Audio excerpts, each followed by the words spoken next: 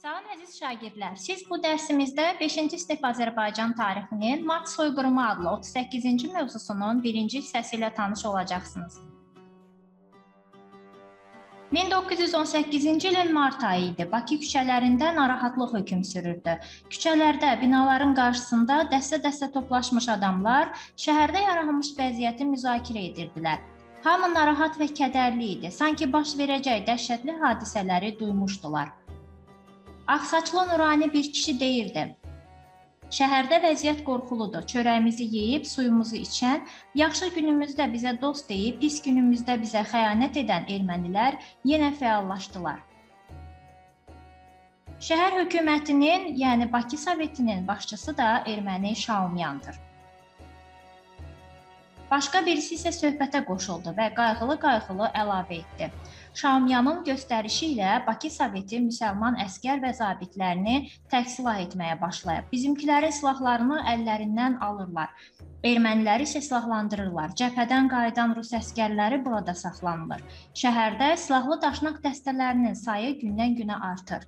Ermənilər yalandan belə bir məlumat yayıblar ki, güya biz müsəlmanlar ruslara qarşı vuruşmaq istəyirik. Vəziyyətimiz yaxşı olmayacaq. Deyəsən bu əclaflar bizi qırmaq istəyirlər. Əgər öz hökumətimiz, milli dövlətimiz olmasa, bizi kimsə qorumayacaq." Elə bu vaxt uzaqdan atəş səsi eşidildi. Sanki bu bir işarə idi. Bütün şəhəri atəş səsləri bürüdü. Silahlı və çoxsaylı erməni daşnaqları müsəlman məhəllələrinə hücuma başladılar.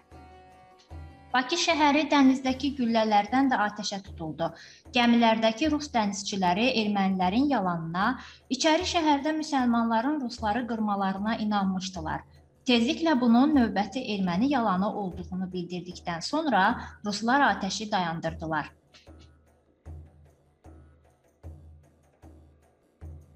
Quduzlaşmış ermənilər isə qırğını davam etdirirdilər. Ermənilər müsəlmanları qırın, onların kökünü kəsin, heç birini sağ buraxmayın deyə bağırır, heç kəsə rəhm etmirdilər. Evlərə girir, dinc günahsız əhalini gülləliyirdilər. Kişiləri, qadınları və qocaları diri-diri yandırırdılar. Körpələri süngüyə keçirirdilər. Azğınlaşmış ermənilər müqəddəs kitabımız olan Qurani Kərimi toplayıb tonqallar qalayır, müsəlmanların əl-qolunu bağlayaraq diri-diri bu tonqallara atırdılar. Şəhərin mərkəzində Hacı Zeynalabdin Tağıyevin tikdirdiyi teatr binası, ziyalıların tez-tez toplaşdığı İsmailiyyə adlı bina yandırıldı. Təzəpir məscidinin minarəsi top atəşi ilə dağıdıldı. Bakıda Azərbaycan türklərinə və bütün müsəlmanlara qarşı soyqırımı martın 30-dan aprelin 2-sinə qədər davam etdirildi.